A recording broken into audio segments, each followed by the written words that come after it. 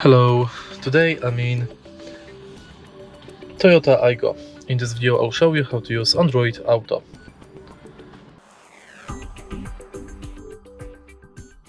In the beginning, firstly connect your smartphone with the car via USB cable.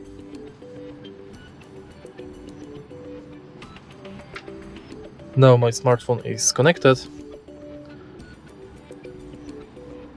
Screen display has automatically went to Android Auto display.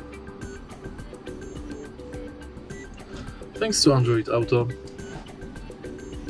we can use Google Maps, Spotify, phone, or we can go to settings.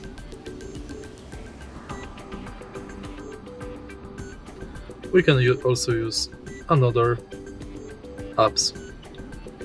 If you want to leave the Android Auto, press the Pioneer button.